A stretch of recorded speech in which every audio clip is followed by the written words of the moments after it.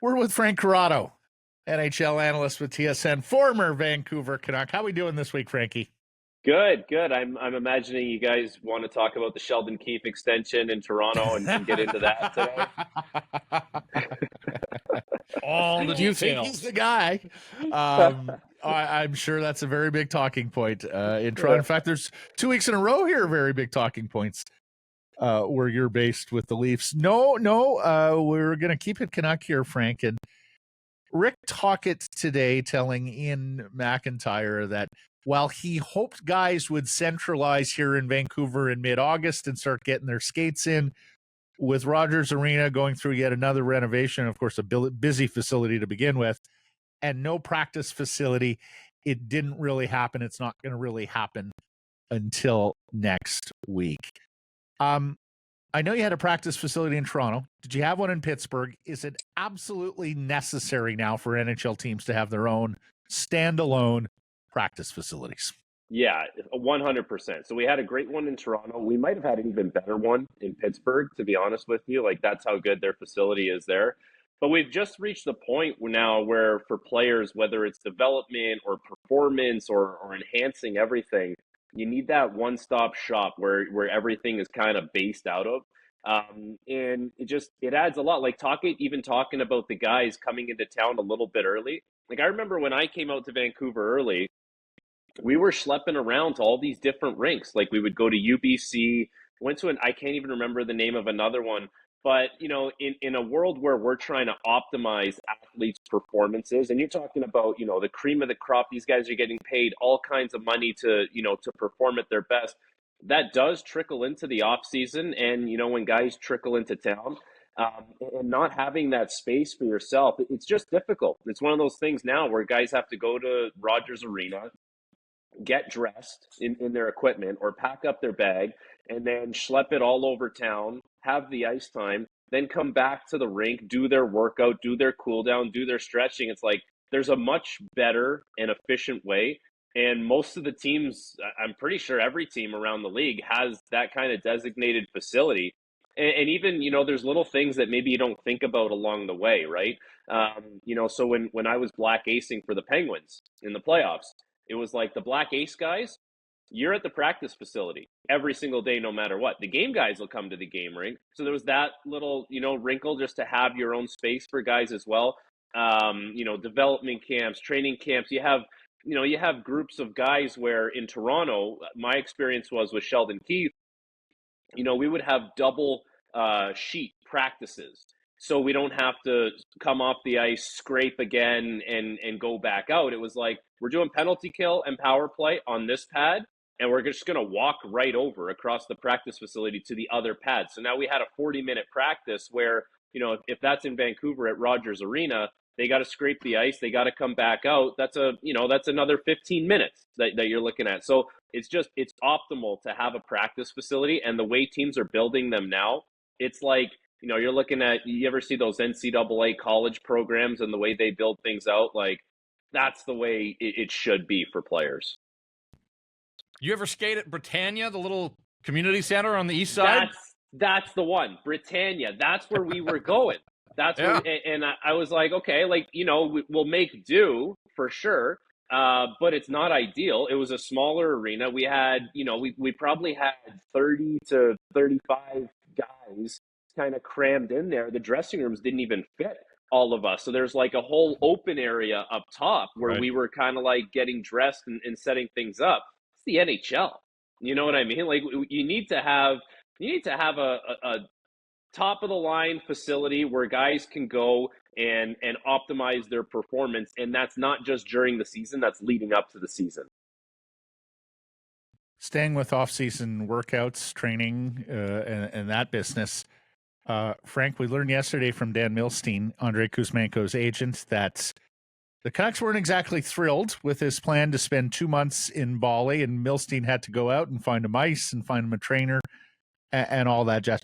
What do you make of 2 months in Bali, and why are NHL teams so concerned when guys go abroad in the summer? I understand, like, when we first talked about Kuzmenko training in Bali, I was under the impression it was like a 2-week vacation thing, which I'm like, hey, for your mental health, you got to check out. You got to go somewhere. And I was actually like, oh, good for him. He's on vacation and he's training during that time. I thought that was spectacular. 2 months is a little different, okay? Like, it's a little different. It just, I think about the guys, going through my experiences playing and training and some of the groups I've been a part of where you almost feel guilty to miss a day. You feel guilty to like miss a rep. You see guys going hard on the bike and you're like, I need to push myself that much harder because I'm playing against that guy this year and he's at a certain level. If you're gone somewhere for 2 months, there is an element of what I just described that you are missing. To the player's credit, like, I'm sure he worked very hard. I'm sure the agent, did a good job of finding him ice. But I can understand the Canucks, having an issue with it. With all that being said, if he comes back this year and he fills the net, none of that matters, right? Like, you can have a lot of leeway if your performance is there. So listen, he does it this summer. If he comes back and he's scoring a lot and he's playing great, it'll be the last anyone ever thinks about it. The last anyone ever talks about it. But if he comes back and it's an issue and he gets off to a bad start, maybe the foot speed's a little off, maybe the timing's a little off, maybe he's not getting enough shots off during a game, it's like there's a meeting around the corner with all the parties involved and saying that should have never happened. And trust us, it's never going to happen again. But it'll be up to the player's performance ultimately to see how that shakes out. Frank, if he comes back and scores a bunch of goals, this could start a movement of NHLers to Bali. Like, there may be a bunch of ice rinks popping up in Bali in years to come. Well, you know what? So Sam Gagner, who's just on a PTO to Edmonton now, he had a great idea here in Ontario where there's a lot of guys who like to go up to the cottage, right? Like, I'm sure cottage, cabin, camp, everyone has like a different term for it, but the cottage. And here in Ontario, it's like one of those things where you do on the weekend. And I remember coming back to training camp and so many of the guys from Minnesota, Michigan, you kind of go around, Manitoba guys, and they're like, oh yeah, we were out there all summer. We were on the lake all summer. And those guys just felt like, oh, I feel completely refreshed. I feel recharged. And the Ontario guys that were very fortunate to have those kind of properties were like, yeah, I was in the city. I was grinding through, rush hour traffic to get to the gym, then get to the rink. And then, I would grind to get myself up to cottage country. And it sounds such like first world problems. But when you have an avenue to actually check out mentally, for the summer, there's something to be said about that, where you go into a season and you're like, man, I miss this. Like, I am so hungry for this. I feel so fresh, recharged. So it's about finding that balance between the two of those where you're still engaged, you're still locked in, but you're like, okay, I had enough of a mental recharge. So what I'm hearing is Sam Gagner and Frank Corrado are going to finance the construction of a practice facility up in Ontario's cottage country. So sorry, that was leading me to my point. That's what Sam did. So Sam decided to put together a whole like off-season program with an on-ice guy, an off-ice guy, and all the guys that were kind of going around spending the during the week in the city and then going up to on the weekends. He was like, no. We're going to be the Michigan, the Minnesota, the Manitoba, we're going to be like just all those guys. So he actually, it's like Field of Dreams, if you build it, they will come and everyone's enjoying themselves up there. So I think it's a great initiative. Minnesota, Michigan, Manitoba, Muskoka, Massachusetts, all the M's. Yeah. Hey, Dan Milstein's other client on the Canucks is Ilya Mikheyev, and certainly you watched him do his thing with the Leafs before he signed here in Vancouver. We know that he's all about speed, and we never really saw him at 100% last year. He got hurt in the first preseason game, partial ACL tear, tried to play through it, and ultimately they shut him down at the end of the same week that Rick Tocchet took over, had surgery. Now, Milstein yesterday said, the recovery's coming along nicely. They're hoping for training camp. They may be cautious about preseason because they want to be ready for October 11th. I don't know your injury history, Frank, or if you've seen other guys that have gone through this, but I think there's this sense in Vancouver that, well, we didn't really see the full Mikheyev last year, but it sounds like he's healthy. We're expecting this speed burner from day one. We're talking about a knee. Like, that's his moneymaker. Mm-hmm. Should people sort of tread lightly and expect that it might take him a little time to get up to speed? Yeah, 100%. It's funny, like you mentioned my injury history. So I had ACL reconstruction surgery. and I had the surgery done in February. So I can understand this timeline. And I know in my head, I wanted to get back for the start of the season. It wasn't going to happen. It wasn't going to be early October.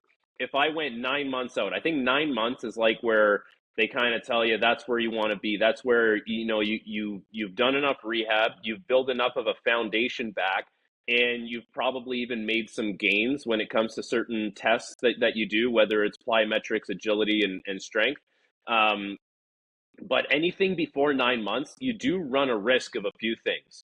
Like you run the risk of not conditioning it enough, and it might not necessarily lead to another ACL, but it could lead to other issues. Maybe there's, you're overcompensating and now your hip is giving you issues, or your ankle gets, caught a certain way because you're just not quite there yet. So, like, listen, it's great for players to come back early, and it sounds very heroic, and I want to be on the ice with my teammates. I want to prove myself with this contract. All that stuff is fine and dandy.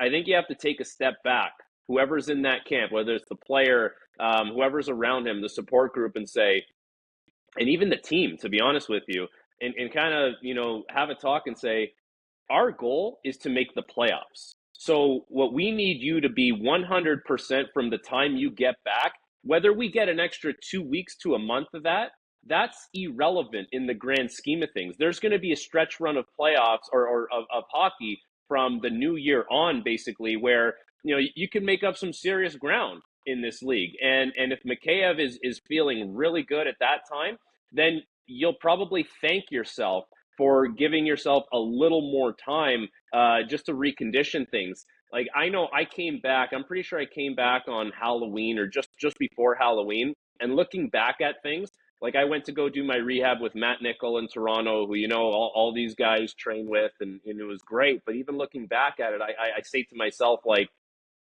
I could have waited a couple more weeks. Like, I would have benefited from just getting myself back to a higher level and not having to think about it a little more. So I just, with these kinds of things, it's great to get back early, but like, caution is always better. And then you get to a point where you're like, I don't even think about it anymore. It's such an afterthought. They're going to do power play by piecemeal this year, Frank. Last year, Jason King was in charge of the penalty or the power play. He's off to Minnesota, and Rick Tocchet saying today it's going to be a combination of Sergei Gonchar, himself, and the Twins. Gonchar is going to make some trips. He's hoping the Twins make some of the other road games, and then he's going to be involved as well with input from the players. And to be fair, Jason King told us last year it was very collaborative with the players, particularly with JT Miller. What do you think of the way they're going to be managing the power play this year? Well, let's face it, it's been a pretty good power play, Jeff. We've had a lot of gripes about the Canucks over the last few years. Power play component parts of hasn't been one of them, but what do you make of the way they'll be managing it this year? My initial thought, there's a lot of brilliant minds in there. There's a lot of smart hockey people, but it's too many cooks in the kitchen. And I'll tell you a quick story. So I go to play my first season in Europe. I go to Sweden. And the first day I get there, just getting acclimated to everything. But one of the guys comes up to me with a whiteboard and he goes, "Hey, we're going to have our power play meeting in the other room in our little players lounge area." I'm like, "Okay, great. I'll be right over there." So I hop in there and there's 5 of us players and he starts talking about it. And he's like, "Okay, what do you guys want to do on the breakout? And then what do you guys want to do in zone? Who wants to stand where?" And I'm like, "Wait, where's the coach? Where's the power play coach?" He's like, "No, we do it. Like, we do it collectively as a group. We do our power play." And I'm like, "Okay, but now we got 5 guys with 5 like differing opinions on how we want this thing to run, and what kind of set plays we're going to run off face-offs, and what's our scheme, what's our philosophy." So what I'm saying is, players want to be coached, but they want to have a clear, direct message. And sometimes when there's too many people involved, the messaging from the coaches to the players and the product on the ice, it's like broken telephone. There's too many things. There's too many people involved. Like, I kind of preferred it always where this is our scheme. This is our mentality. This is what we're trying to do. Let's get out there. We'll do it. And as you're in the process of practicing it or executing game to game, you notice little things on the ice as a player that the coach maybe might not have a feel for. That's where you apply your input. but the foundation, the basis of it has to be there already before everyone starts dipping their hand in. So it may work great. You know, you're going to have a lot of smart people involved, but it may be one of those things where it's just like there's too many people involved in it now, and players are just getting confused and getting frustrated. So, like, if I was kind of running things, I would say, why not? Like, why mess with something that's not broken? Like, you're running the power play. You're free to take input from players. You're free to take input from other people around you, but you need to funnel that information if you're going to give it to the players, because we need to have a consistent and clear messaging the whole time. Frank, you have a marvelous Labor Day weekend. We need you back at Britannia next week, okay? Centralizing with the rest of your teammates. He wants to go skate at that rink in Muskoka. Absolutely. Oh, yeah. Or tell us. Guys, Let us know if Sam Gagne is taking reservations for the rink in Muskoka. You will never find me skating at that rink in Britannia again, unfortunately. But what are you going to do? Life goes on. Good stuff, Frank. Till next Thursday. Thanks. Yeah. This Sick Harrison Price clip brought to you by Applewood Auto Group. And remember, It's all good at Applewood.